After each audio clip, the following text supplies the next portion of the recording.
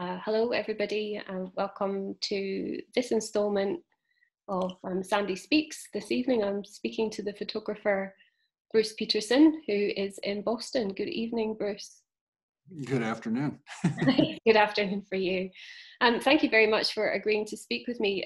As you know, my students have been looking at your work now for some time, and finding out really, or trying to find out, how you make such extraordinary images as the one that we can see on our screen now. Would you like to open by telling us a little bit about how you came to make work such as this? Wow. Well, this one in particular was actually just an experiment. I have been doing some more of the splash type pictures, which requires a lot more technical expertise and experimentation.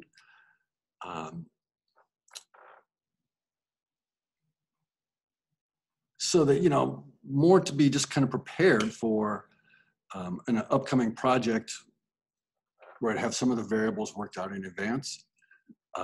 So with the splash picture, something like this, you need some energy to make the thing fly in the air, and you need a way to capture it in a given spot at a given time. So, we devised a contraption to, that would throw the liquid, and then, there's a trigger that I think on this one was triggered by sound. So when, the vessel that was holding the water, crashed into something, it would launch it, and then you could set a delay. And so just kind of dialing in that process. And this was just, kind of a make ready for another project. And, I like some of the pictures that came out of that. So like that's where this one came from. And you use the word or the term "we." Do you have an assistant or assistants that work with you? I used to have a staff of, at one time, up to 4 people. And I don't anymore. Now it's just freelance assistants as needed. So something like this was definitely a we. Like I can't do something like this by myself. You definitely need someone else. So that's why I say we, because this one definitely was a team effort. To kind of man all the equipment and get everything going at one time. It's too much for one person. I speak a lot in class about how we all need to kind of work together and muddle through as a team, really, because there's so many things in which set photography or photography in a studio setup really does require more than one person. What other kind of kit and equipment are you working with when you make a photograph like this? Let's see. Well, let's see. I have, professional grade strobe equipment. It's pretty high end. So you can dial in your flash duration. So this would be like a 1/10 of a second, or not 10th second, a 10,000th of a second. So that means in order for that to happen, the power setting has to be very low so that the flash can go very quickly. Which means, you don't have that much light, and you're trying to catch something that's moving, so, you need to devise a repeatable scenario so that, you can control the variables. So in this case, set the strobes at a 10,000th of a second. You have kind of an area where you think the stuff's going to go. And like I said, I think this one was a sound. It can either be a laser, like if there's a sound, you can set a delay for how long it would take for the strobe to go after the trigger. It could be 10 milliseconds, 50, 100, whatever. It's part of the dialing in process. When you look back at a photograph like this, do you, you're telling us it's an experiment. Would you class it, though, in its own right as a fine art photograph or something else? Yeah, I think so. I think it's beautiful. I put it on my website because, I like the image. I think it's very striking. It's just that when we're talking about it being an experiment, that's how it came about.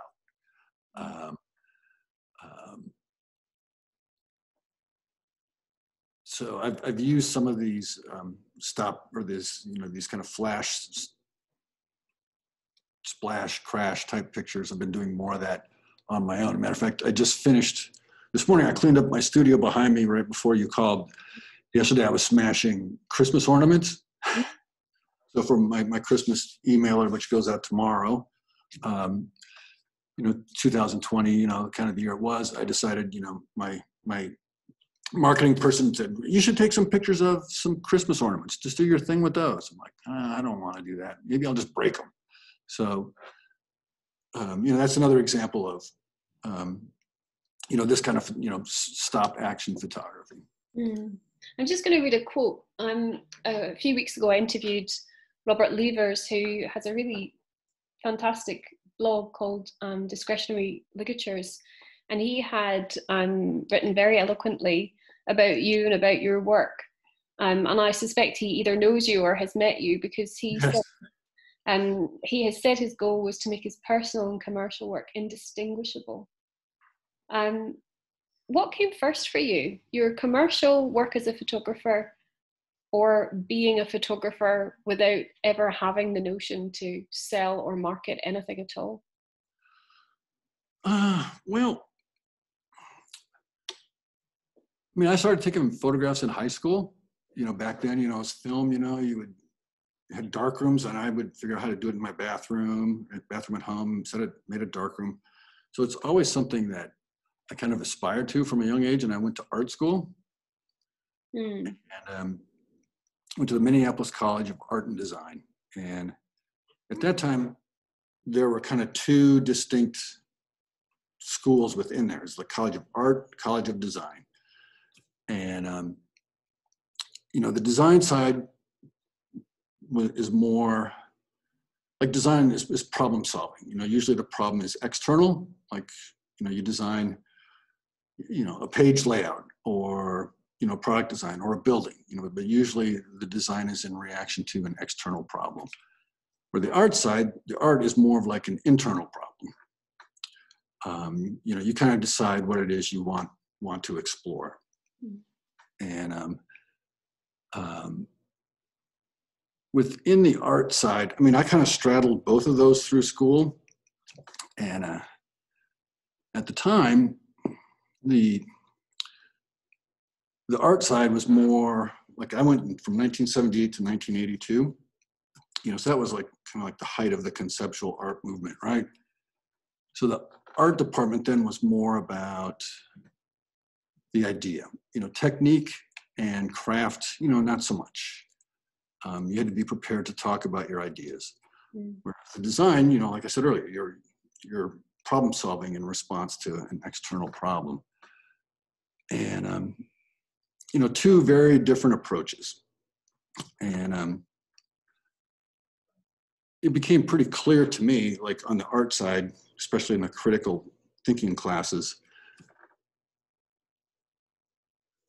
I have above average intelligence by statistical measure, but I'm not an intellectual. Like, I just wanted to make photographs. I had a hard time kind of discussing like what kind of my problems were with, what I was trying to address. I was just making photographs. And I was lucky in that I had probably, good teachers like you who would kind of steer the conversation, or I would always bring in work that other people would be willing to talk about. And I like the idea that there's a kind of fine line, though, between something that is commercial, or something that is design driven, or something that is fine art, or kind of intellectual in its premise. When we look at your work in your photographs, is there a moment where you can tell one photograph has tipped from one bias into another, or have you achieved what you said to Robert Levers, where you have made both graphs completely compressed now? There's no divisible sense. There's no division between the two. Yeah, and it's interesting you found that quote from Robert, because that's a long time ago, and he is a dear friend of mine who I haven't seen in quite a while. But yes, I have succeeded in small measures of that being indistinguishable, but usually commercial projects, like I said, you're solving someone else's problems. And if they give you the freedom and listen to what you're doing, yeah, it can be indistinguishable, but usually, they're the client, so you are solving their problems. I can bring my technical vocabulary and approach to what it is we're trying to do, but at the end of the day, they are the ones that are deciding, what they want to see. But I wonder, in terms of this idea of like problem solving, when you make work that isn't commercial and yet may still have the kind of visual qualities that we would see in your work generally, what problems are you solving even in your own personal work? What are you trying to resolve? Well, it's a good question. Like when I was in school, a lot of those like more intellectual classes, one of the teachers in particular just said, Bruce, you just keep working. You don't need to worry so much about talking. You just keep working. So I don't really have that kind of intellectual or academic approach. I approach things that interest me for one reason or another. And like the pictures that you have up here are from a series of things that I did, things that annoy me, I am commenting on like life in the 21st century, right? Like just little things that annoy me. Like every time I go to the fridge, the peanut butter or the ketchup always seems to be empty. So then I look at like this thing, it's unique, right? Like there are lots of empty ketchup aisles, but that's the only one that looks like that. Or same thing with the peanut butter.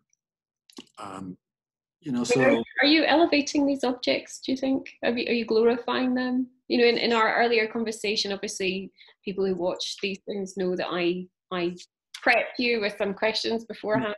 Yeah. And I did type to you the question, do you seek to glorify the everyday or simply bring it to our attention? Yeah, I think I'm trying to glorify these things. I mean, they're things that you would normally discard, but like I think that ketchup bottle is beautiful. Is the ketchup same with the toilet paper roll?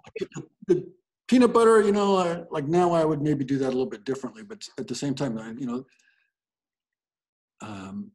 yeah, I'm definitely trying to elevate those to be, something more than just like an empty ketchup bottle. I'm really going to pincer in on this because I'm very interested in this also in terms of how I speak to students about what they choose to photograph. When you looked at that ketchup bottle under your kind of title of, pet peeves, is the ketchup bottle actually the thing of enormous significance or beauty, or is your photograph of it the thing that makes it beautiful? Well, that's an interesting way to put it. And I think it's the photograph, or, like that's what I am presenting. I mean, and kind of where these kind of personal projects like this kind of mesh with commercial projects is, once I've kind of put my camera on the tripod and make this, decide I'm going to take a photograph of this, there's a process that goes like, okay, I've decided I want to take a picture of this ketchup bottle. It's amusing to me. Oh, it's beautiful. Well, what happens, if I bring the camera down a little bit this way, it's a little too blown out here. How do I get, these shapes to be defined a little bit more? Just little things like that, so the things to me, you kind of get in a zone where all of a sudden the things are kind of, there's like a feedback loop where the things are telling you how they want to be photographed. And is that in its own way a problem solving? Absolutely. Yeah. Absolutely. And that's appealing to me. It's a mental exercise, it's, both mental and physical too. Like,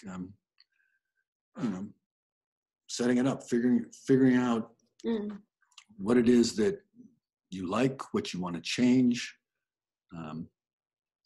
Not sure, maybe that changed a little bit, but absolutely.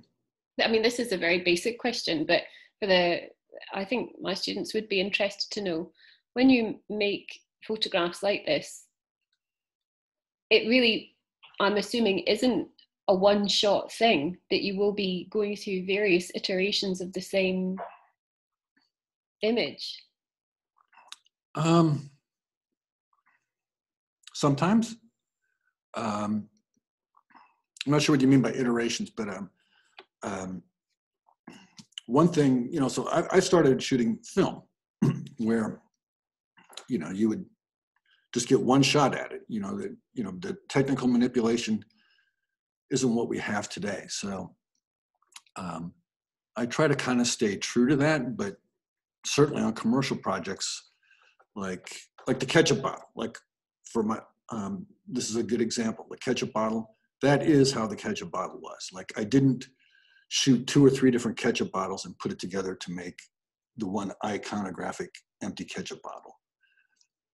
But did you shoot this one ketchup bottle many times from different angles, as you say?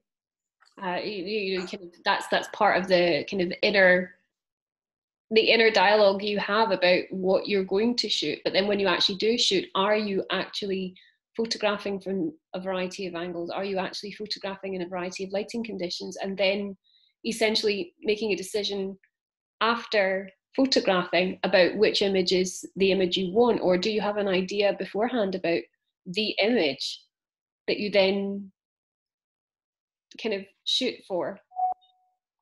My process is a little different with still life stuff, where, yes, I shot lots of pictures of that before I settled on the final one. But the process of shooting is what got me there. It's not like at the end I had a bunch of pictures and I decided which ones I wanted to pick. It's more like, I may have started it the other way, or maybe it's upside down. So through the process of shooting, I'm kind of refining my approach. So yes, I probably shot 100, maybe, I don't know, 80 or 100 pictures of the ketchup bottle. But like at the end, it's probably just one. Or, I may have gotten this like at number, say I shot 80. This may be number 75 or 65. Like it's somewhere in the way. But it's not like the old days where I went back and looked at a contact sheet and said, no, this is the one I want. It's along the way. I probably found this. I'm like, okay, I like that. Maybe I would have turned it a little bit for maybe a different version. And then realized after I'd done that, I liked this one the best. I don't know if that answers your question or not. It does. I mean, I'm also curious about how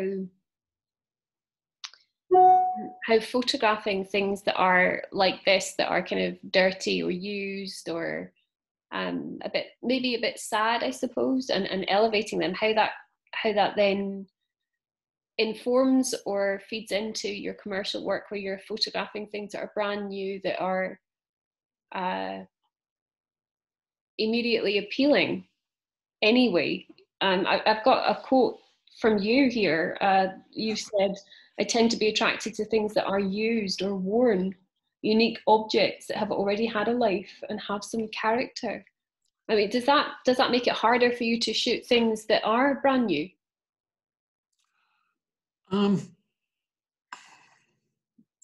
Not necessarily. Like, I think once I kind of plug into photo mode, like I said, you're kind of looking at these objects, and there's like a dialogue that you're having with this thing. You're kind of listening with your eyes, like, okay, this thing needs to tell you how it wants to be photographed. And it's the same thing with new stuff. It just, there is kind of one of my clients who does watercolor. He's an amateur watercolor painter, and he's pretty good at it, sells his stuff. But he said, you photograph the extraordinary, and you paint the ordinary, photograph the extraordinary. When you can find unique objects, that already have some kind of inherent interest, yeah, that's appealing to me, because they're unique objects. But if, someone is commissioning me to shoot, like, I don't know, like an air purifier. I did a bunch of air purifiers a few months ago. You know, they're just black boxes, but you know, they're technically demanding. You know, you listen to what the client needs, you look at the stuff. It's very much a similar kind of process. You know, like you look at the proportions, like maybe you need to come up a little bit more, so you see a little bit of that, or you come down. You know, it's, you know, kind of once you plug into the photo mode, it's kind of the same, whether it's one of my projects for myself or a client. The difference is the client stuff is driven, you know, deadline driven. Like you have like maybe 2 hours to make a picture, and you know, then you're on to the next one. Mm. Whereas with my personal work, you know, it's much more relaxed usually, right? But when you make this personal work, is it really for yourself? Yeah, I mean, I've used personal projects to show to commercial clients as a way to maybe try and attract more interesting projects.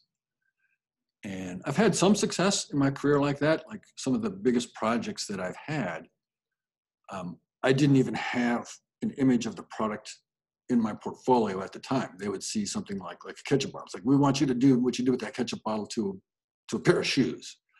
So, like, you know, that's great. You know, that's kind of what you hope for. So in that sense, that's how I've used my personal work, is to try and you know, attract more, you know, commercial clients using a similar technique. I interviewed a photographer, Justine Reyes, a few months ago, and she, like you, has made lots of photographs of the thank you plastic bags. I wonder about these as a kind of vehicle for meaning. Why did you photograph these? Well, I've been taking pictures of things that we discard, like my rubbish series and recycling. A lot of those, I'm interested in the industrial design, but you know, they're just kind of beautiful objects on their own. The thank you bags, you know, they're just kind of this silly thing. You know, they're ubiquitous. They're everywhere, and you know, I wanted to try and take something very familiar and make it something more. And I use these as like kind of my personal thank you notes to people, either like a printed card or like, you know, as an email thing. But at the same time, you know, these single-use plastic things are horrible. Like, you know, people 50 years from now are going to be saying, can you believe those people back in around the turn of the century had single-use plastic bags? I mean, this is horrible for the environment. You know, that's not what these are about, but that is definitely, you know, kind of like in my mind where, you know, I'm thinking about this as I'm photographing them. You know, so sometimes that kind of comes through, sometimes it don't. It just kind of leads to kind of whatever you're thinking about is kind of creative energy that kind of pushes you through the time while you're working with this stuff. It seems interesting, though, that you would photograph these objects again and again, that they have a kind of particular rhythm. Yeah, I mean, I do tend to revisit similar subject matter. So every once in a while, I'll come up with a new thank you bag. I'll save it and think, you know, and then one day I'll just get around to doing something with it. So like these three here, you know, are probably shot over the span of a year. You know, the flat one was first, and then, you know, the one that was hanging, I'm like, oh, that's kind of cool. And, you know, it always kind of amazed me, like how much stuff they can fit in those plastic bags, and they never break, or when they do break, it's a problem. And actually the black one, one of the stylists that I'd worked with, she brought that and left it as shoot. She had seen my other thank you bag. She's like, oh, Bruce, I think you should, this is a thank you bag. I think you should have it. Okay.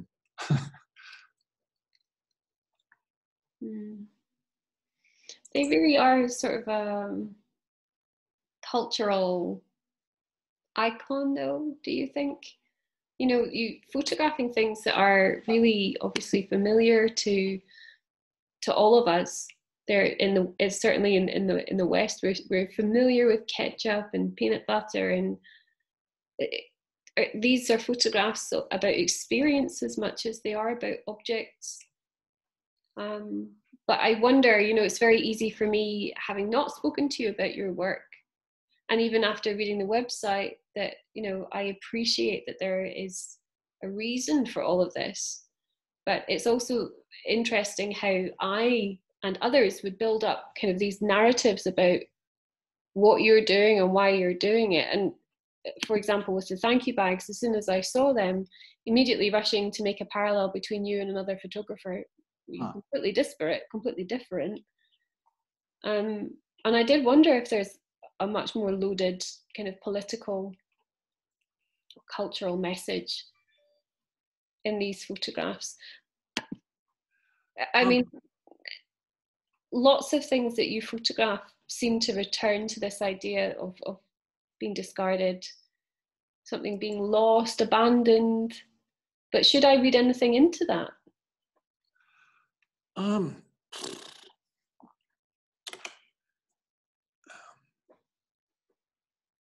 Yeah, I'm not so sure about that.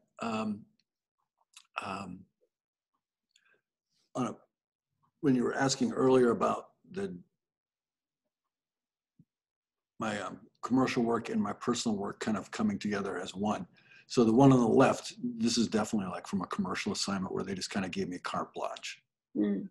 They just need, the brief was just, we need photographs of water on black for a company that makes water testing equipment. So that's where that came from. So that's an example of you know, a success for that. Like the boxes, like the trash. Yeah, since I'm a still life photographer, and a lot of times with commercial projects, I will have to find like the perfect props. You know, I'll work with a stylist, but you know, a lot of times I will have to be involved in that. You know, it involves finding the right stuff to shoot, which can be difficult and kind of stressful. So with things that I'm doing for myself, it's more like I don't want to go look for stuff. I'm just kind of like settling on for things that find me. And you know, so like something like this, you know, I was about to take that to the dump, and I looked down, I'm like, oh, you know, it's got a lot of real formal, interesting formal qualities. You know, I like the way the bubble wrap is. I mean, I've always liked bubble wrap, you know, the industrial design behind it, you know, what it does. I photograph lots of bubble wrap. In this particular picture, I'm like, yes, it's part of the rubbish, but, you know, I think formally those are interesting shapes. Yeah. I've got something else that you said as a quote. I respond to shape, line, and texture. Look for the light to have a physical presence in the photographs. What is this particular, I guess, a love for light? You know, photographers, that's what we do. We love light. We're working with it as our currency. But for you, how does light have its own significance for you to mention it so kind of explicitly in context of texture and line and shape? Well, I'm a studio photographer, so like everything I take pictures of is artificially lit in an artificial environment. So I have to decide what kind of light I'm going to use. And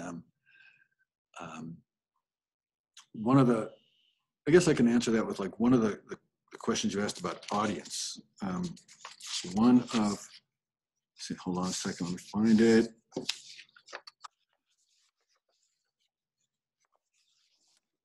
Here, sorry.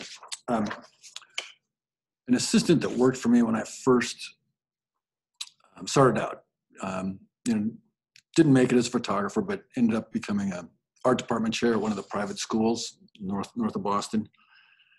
And he's a photo teacher at, you know, this private school. And he sent me this real nice note that I have pinned up in my office. And he said, "Hi, Bruce. I keep sending my photo students to your site every year. One of them, a girl from China whose command of English is sometimes a little wobbly, recently said of your photos, they don't praise beauty, they praise how light makes beauty." Mm. And I just love that, I wouldn't think about it that way, but like that's such a poetic way of someone reacting to my work. Mm. Um, so yeah, that ties right into like this stuff. Like a lot of this stuff, the lighting is definitely a big part of my technical vocabulary. Mm. And for students who are working with limited means, you have a studio, you have lots of very expensive equipment, but for example, me in school with the best will in the world, I'm working with flashlights and angle poise lamps, and I have a couple of static studio lights. How did you learn your craft? Did you always have access to excellent equipment, or did you build up a repertoire through, again, a kind of problem solving, a light version of problem solving?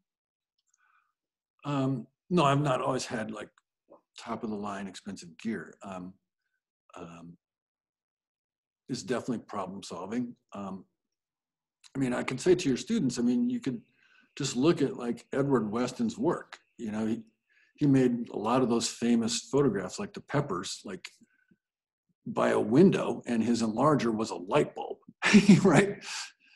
You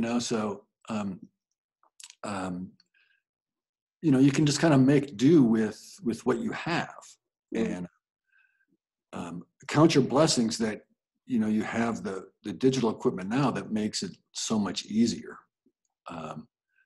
With film it was much harder, but with like something like you just need a hard light, you need like a soft, you just need ways to manipulate the light. I'm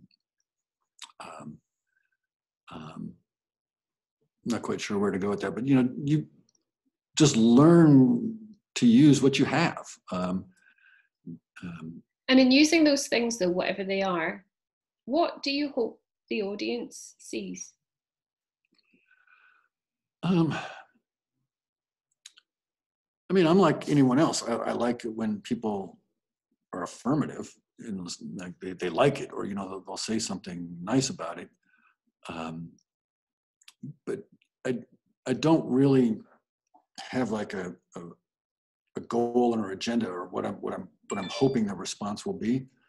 I think if anything, I love it when I get a response like that I got from my the woman at the private school, where the response that they're telling me something, they're seeing something in their work about me that I didn't really knew existed, or like they're kind of explaining to me what they see, and that instructs me to like what I'm doing.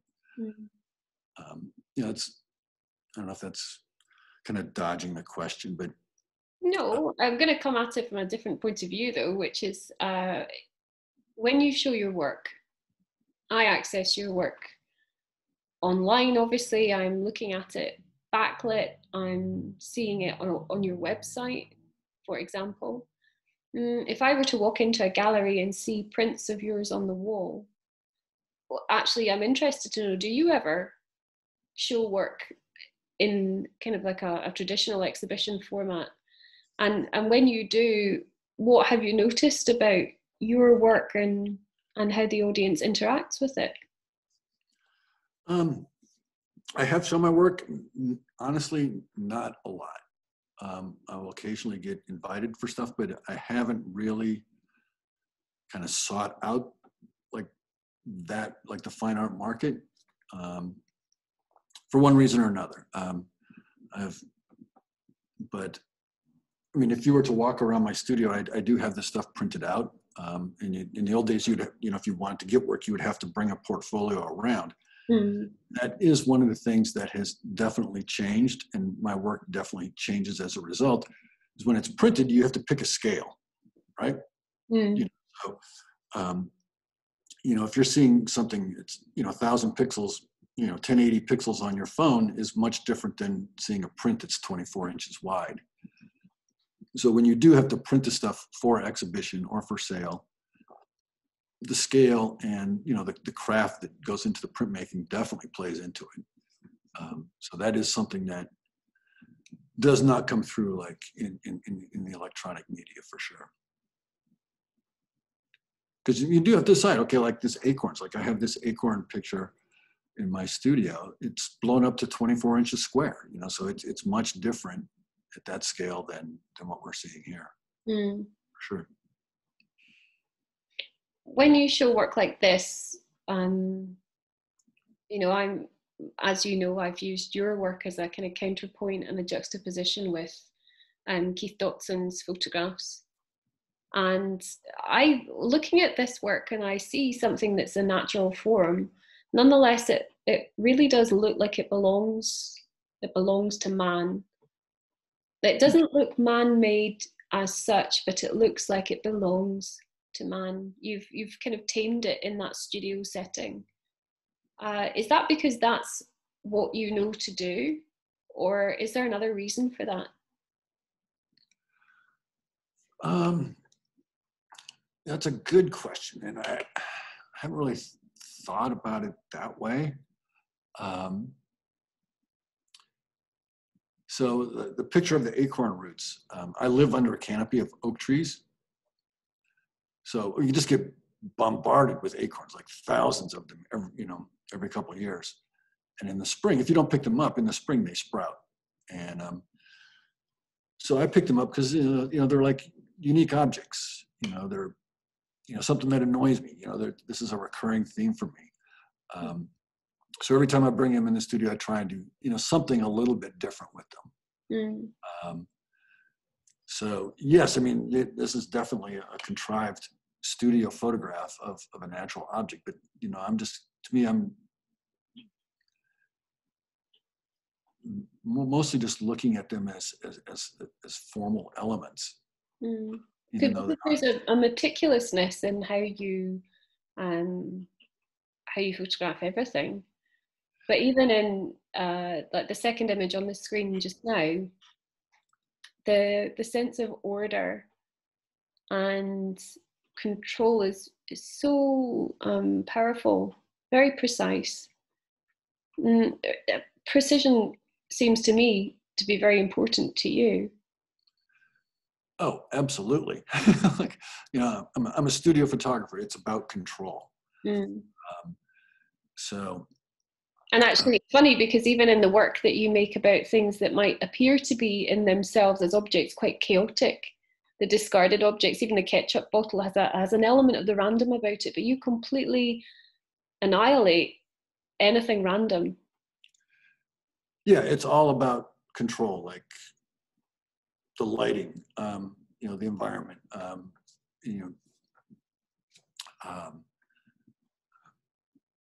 yes, my work is definitely about precision. And one thing I will say, so like the acorns is something is a personal project of mine. Like I said, I live under a canopy of oak trees. I get acorns every spring.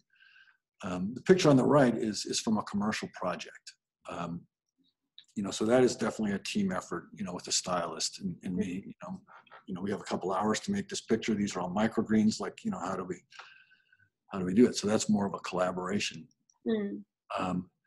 With the things like the acorns,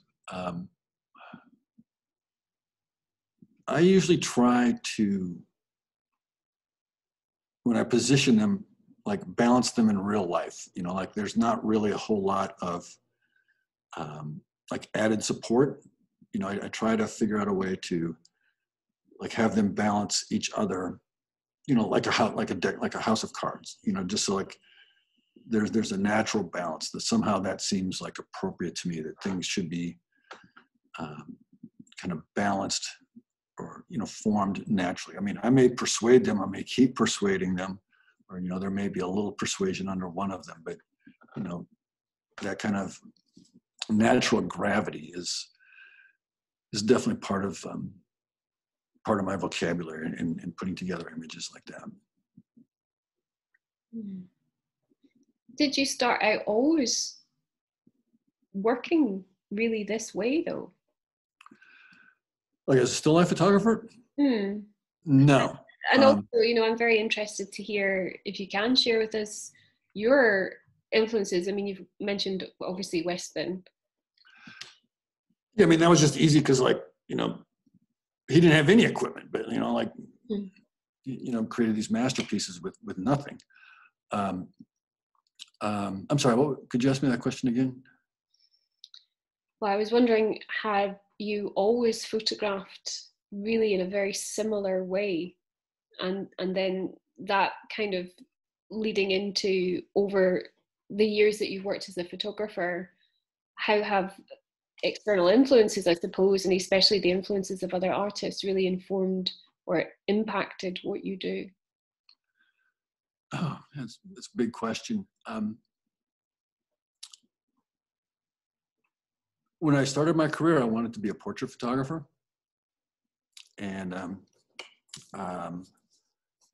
I had some success with that. But, you know, to be a good portrait photographer, you really need to be kind of more of a people person than I really am. You know, like especially once you're in a corporate setting, your success is often measured inversely by how much time you spend. Like, you know, a lot of times you have a minute, 2 minutes, 5 minutes would be a luxury with some of these, you know, busy people. And, you know, you really need a certain kind of mentality to relate to people that quickly that, you know, I just wasn't comfortable with continuing to push along those lines. It's a lot of fun, but it can be very stressful, especially back then when you're shooting film, when it was much more difficult. You know, more the kind of technical thing, like in the studio, just is a lot of the problem solving that goes with it is more of like a natural kind of extension of a comfortable way for me to work. Plus, when I was first starting out, I didn't have any money. You know, you could take pictures of anything. You know, like a dirty sponge. You know, like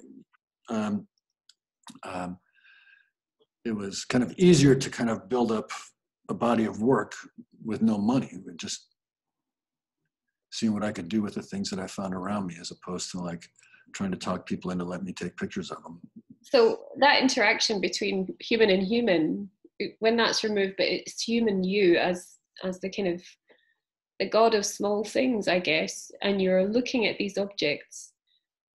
I mean, do you feel that you have a kind of conversation with objects? Do you enter a kind of zone with them where you really do engage with them deeply? I mean, you've talked and described about really looking, this ability to really look at shape and color and texture. Are these portraits just portraits of objects?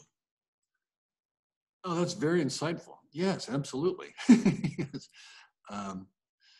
That's very insightful for you to make that kind of connection and comment. I mean, that is a lot of the way that I think about these things. You know, but it's very studied and deliberate. You know, so it's easy for me to say, okay, I want to take a picture of a dirty sponge. Well, I have a bunch of dirty sponges. You know, I tried a bunch of different things before I came up with that. You can't really do that with a person. You know, you kind of have to have it right kind of the first, you know, you don't have the same kind of luxury. So do you think that your relationship with photography is actually, as much as it's a relationship with light, it's also a relationship with time, affording time to things quietly, slowly? Absolutely. That's another really insightful comment and question for sure. And I will tell you, you know, if you're thinking about doing this professionally, like time is often one of the most valuable commodities on a project. It can be really difficult to do the kind of work you're being asked to do with the amount of time that you're being given. So with my personal work, yes, definitely there is more time, and it is more enjoyable to me to be able to walk away, you know, to spend a little bit of time with it. And I will say, like, a lot of times the difference between something that's pretty good and something that's really good or even extraordinary is the opportunity for a second chance. And that is such a difficult opportunity to create for yourself in the commercial world. Mm. How have you kind of come to terms with that then?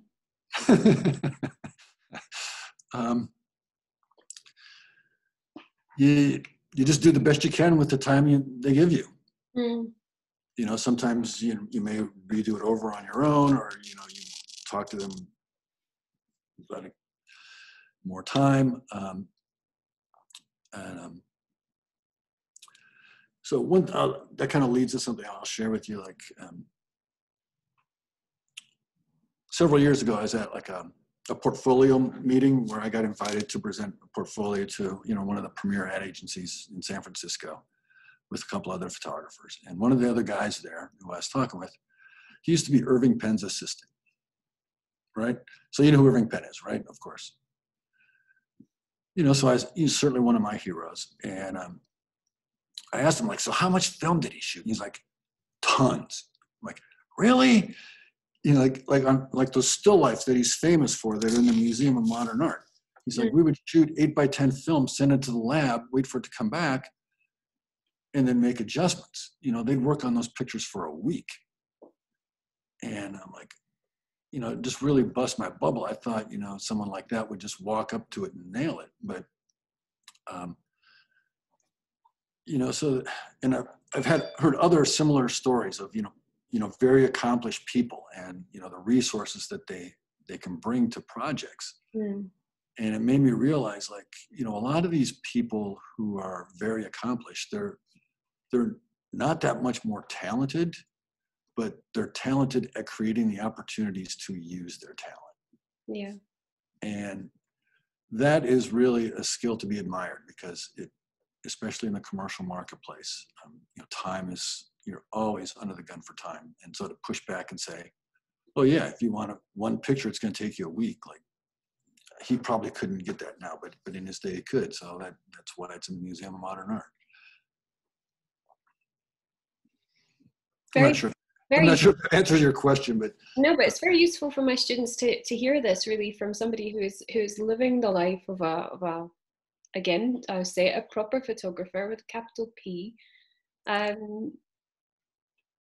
Making those opportunities. I mean, I am again curious. How did you did you have a big break, or did you gradually ease into being so sought after in the commercial world? That's another good question. And it's actually kind of a long story, but I'll try and keep it short. No, I struggled for many, many years.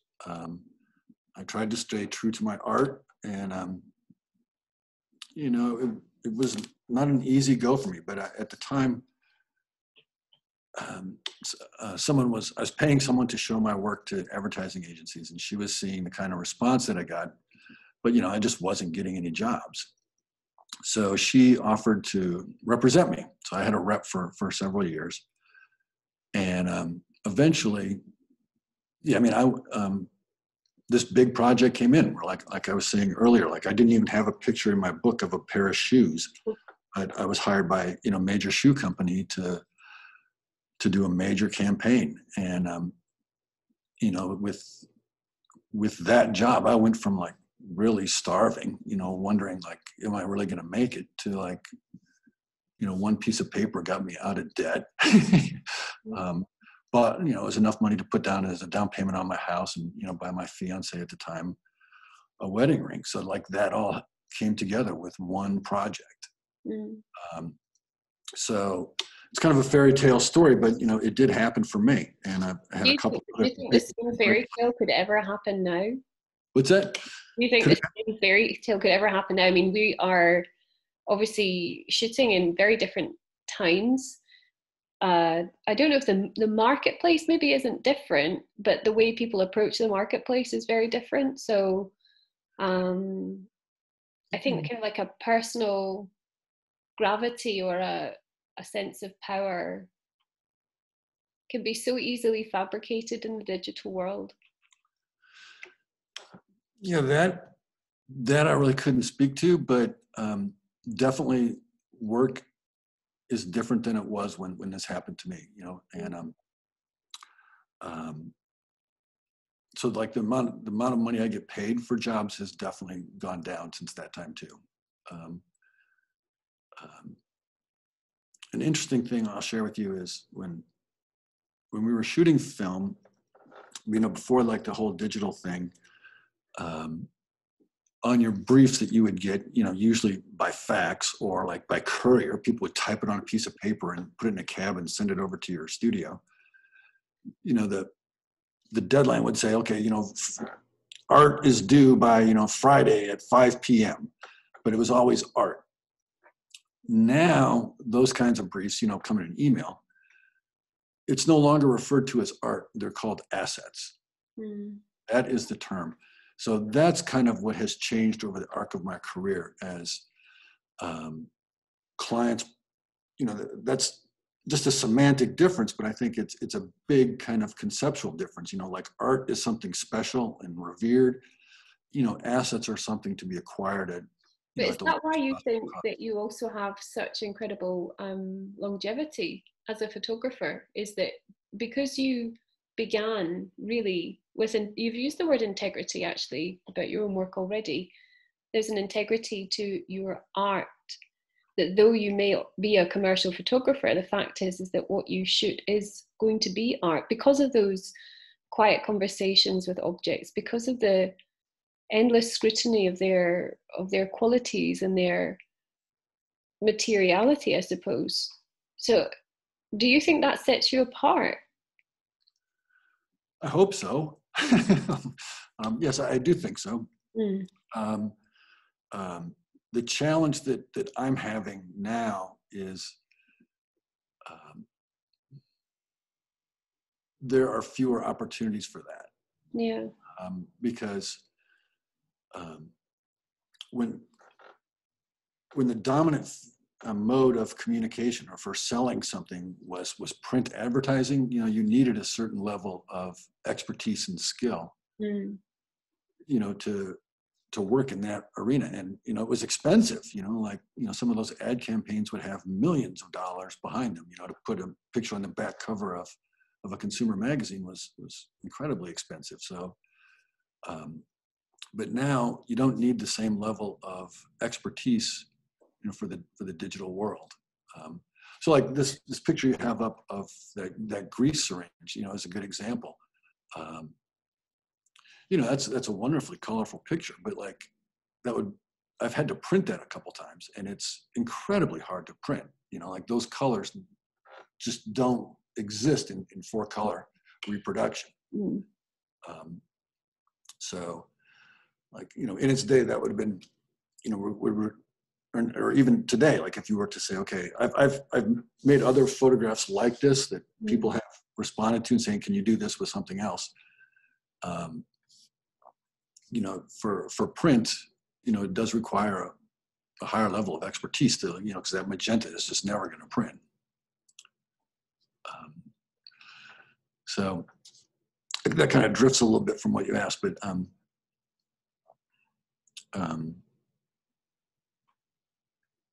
no, I can't remember what the question was. Sorry. No, it's fine. I think we really are coming to everything that I would want to know on behalf of my students in terms of going back to this idea of teaching photography. I'm teaching photography at a time in which it's absolutely right to teach photography because photography is all pervasive, it's everywhere. Before my students arrive in school, they've been exposed to tens of images already, photographic images, to understand the language they're being spoken to in is of vital importance, I think. But I'm also very aware that in teaching photography, the agenda for teaching photography has changed, and it's had to, because with all honesty, I can't truthfully say I'm teaching photography for my photography students to become simply photographers. actually teaching photography now is about entering an inquiry with photographs or about photographs. And yes, to teach technical skill is vitally important as well, but the expectation of what happens at the end of that period of study is maybe different. I did my degree in photography 23, 24 years ago. The expectation then was just, it was at the absolute inceptive moment of digital. Little did we realize in 5-10 years, everything I learned at art school about photography as a craft in color darkroom was virtually obsolete. So when I see work like yours, I see its richness of form, and I see also incredible skill in it. I want to share it with students because I think it elevates them. I think it inspires them, of course. I think it enables a kind of dialogue with technical things for studio photography. But more than that, I think it's really important that we get to grips with what the photographs are really telling us. And it's okay that your photographs, as you said, in many ways are telling us about purely visual things, because those purely visual things are what we're exposed to. They have their own narrative because they are part of the visual narrative of now. I mean, I wonder in 50 years, when people look at your photographs, what they will see.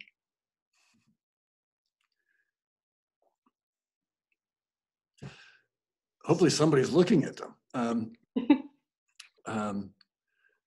Yeah, I mean, that's pretty weighty.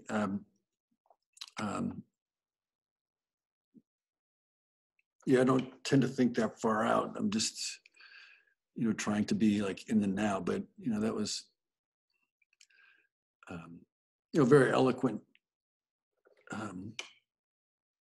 way to describe what's happened, certainly within your career, what's happened in photography. And it definitely has changed. And it is important. I definitely believe that. For the kinds of things that I'm good at, it is definitely a smaller market, but there is one, and there are people who do appreciate it and who do need it. It's more challenging to find them. But if you look at how pervasive photography is in all across all social media, it's everywhere. There's all kinds of genres. There's genres that didn't exist when you and I were in school. So there's lots of places for new people to kind of plug in and make their mark. No doubt about it. But their careers will be different than mine. No doubt about it. Yeah. So just before we finish, you've already given us so much to work with, to feel inspired by. But if you were to say what the most important thing you think students of photography can do or inquire about, what would it be? That's a good question. I certainly know why you're asking it.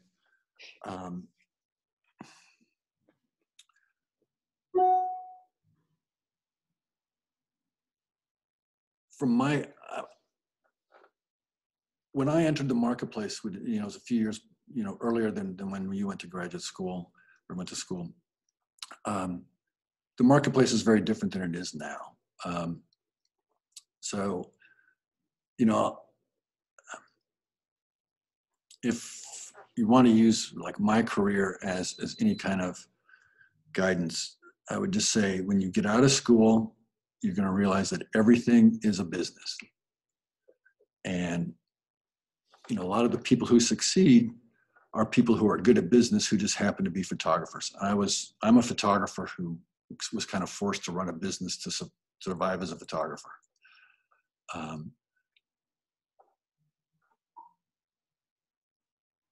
so if you want to create a career for yourself, just realize, that the limitations of the marketplace, or not so much limitations, but, expectations of the marketplace. It definitely can take a while, but I mean, if I figured it out, an average to above average student should be able to figure it out too. And one thing I'll just say in signing off is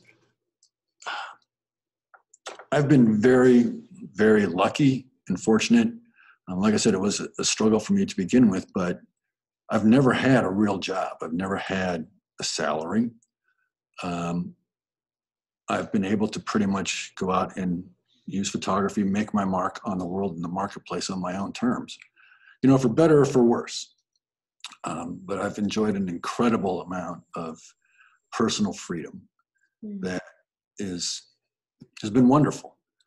And, I think you can apply that to like any kind of creative endeavor that interests you,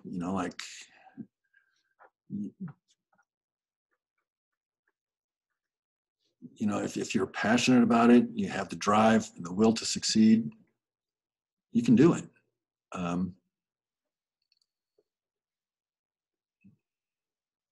Bruce, I think that's the soundbite I've been looking for. You can do it. Do it if you're passionate.